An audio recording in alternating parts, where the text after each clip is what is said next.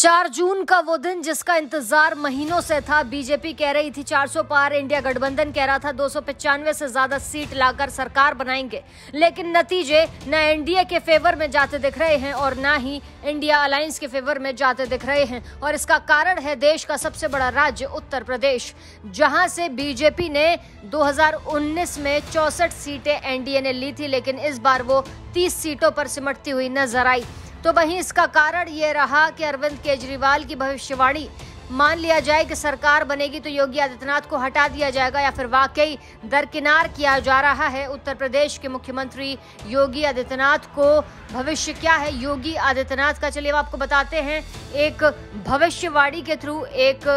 भविष्यवाणी हुई जिसमें ये बताया गया, कहा गया कि चुनाव जब चल रहे हैं तो 400 पार का नारा था, नारा 400 पार का पीछे रह गया। उत्तर प्रदेश से ही जो 30 सीट है, तो पिछला प्रदर्शन जो था उस हिसाब से 30 सीटें कम रह गई, वही बहुमत तक पहुंचा सकती थी। लेकिन भविष्यवाणी ये हुई कि कई बार ये कहा गया कि जिसके हाथ यूपी वो सफल हो जाता है केंद्र में। ये सत्यता हमेशा से रही है और यही हम देखते आए हैं और इसी का बहुत बड़ा रोल रहा है केंद्र की सरकार में। लेकिन उत्तर प्रदेश के लिए जो ये कहा गया कि ज्योतिषी में जो कहा गया, वो ये कहा गया कि लगभग 10 सीट कम का था पिछली बार से, लेकिन इतना कम नहीं था। जब बीजेपी ने अहंकारवश, यानी कि भविष्यवाणी ये की गई कि बीजेपी ने जब जाति का खेल करना शुरू किया,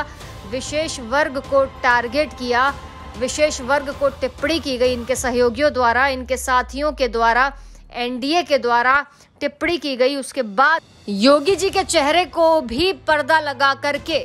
यानी कि ये कहा गया भविष्यवाणी में कि सनातन का सबसे बड़ा नेता योगी जी हैं, ब्रह्मांड का सबसे बड़ा नेता योगी जी हैं, देश का वो चेहरा है योगी जी जो धर्म के चेहरे पर बहुत बड़ा एक नाम है। भविष्यवाणी ये भी की गई कि यूपी में जो बड़ा अंतर देखा गया, ज्योतिषीय गणना में जो बताया गया, जो शनि की स्थिति है वो कुंभ राशि में है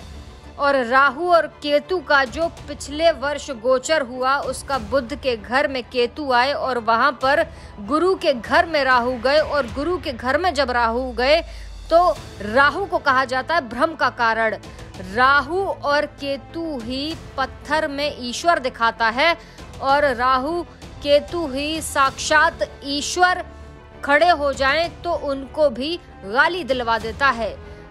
भविष्यवाणी ये की गई तो जो भविष्य 2023 आखिरी वर्ष में जो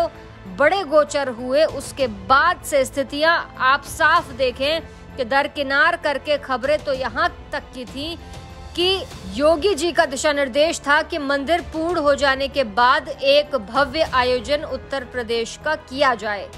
जिसको आर्थिक और धर्म दोनों को जोड़ कर दिखाया जाए। लेकिन अधूरे मंदिर की जब प्राण प्रतिष्ठा हुई तो ज्योतिषी से जब ये पूछा गया कि उसमें क्यों जल्दबाजी हुई, फरवरी में किया गया लेकिन मई में चुनाव था, यानी कि अप्रैल में चुनाव था, तो मार्च में भी ये किया जा सकता था। लेकिन ज्योतिषी का कहना था कि यहाँ पर ज्योतिषी एंगल से ये कहा गया कि नारा दिया जाता कि जो राम मंदिर का निर्माण करा रहे हैं उन्हीं के हाथों से उद्घाटन कराइए, लेकिन ये नंबर फिर बदल जाते कि अधूरा इसीलिए कहा जाता है कि मंदिर में जो आप गुंबद देखते हो जिस पर ध्वजा लगती है,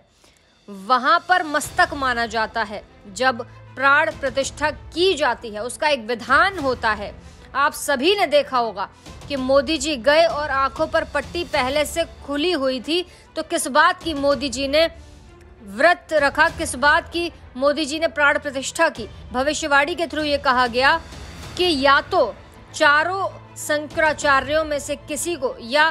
चारों को बुलाकर के उनके हाथों से, या फिर उत्तर प्रदेश में वर्तमान में अयोध्या धाम जो है वो उत्तर प्रदेश में स्थित है और उत्तर प्रदेश के मुखिया होने के नाते अगर वहां योगी जी को उचित सम्मान देकर सर्वे सर्वा योगी जी को रखा जाता तो शायद उत्तर प्रदेश में ये बदतर स्थिति नहीं होती।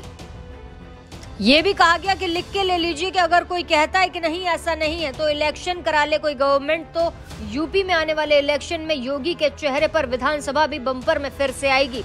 खबरें ये थी कि योगी आदित्यनाथ को हटा दिया जाएगा, योगी आदित्यनाथ से मनमुटाव है, क्या यही जो नतीजे फिलहाल दिख रहे हैं ये कैसे हैं?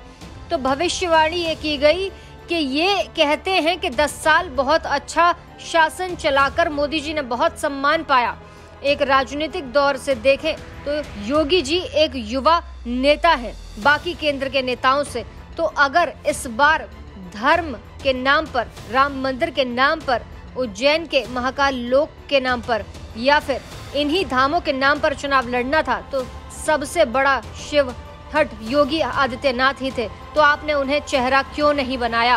क्यों नहीं आपने सीएम योगी को सम्मान दिया? तो मसला ये कहा जा रहा है कि सीएम योगी को अगर बराबर सम्मान दिया जाता तो शायद आज चुनाव का फेर कुछ और ही होता, क्योंकि पीएम मोदी ने अपने ही चेहरे को पीएम फेस बनाया, इसलिए वो चुनाव में पीछे रह गए। बहरहाल आपका क्या कहना है कमेंट सेक्शन में जरूर बताइएगा।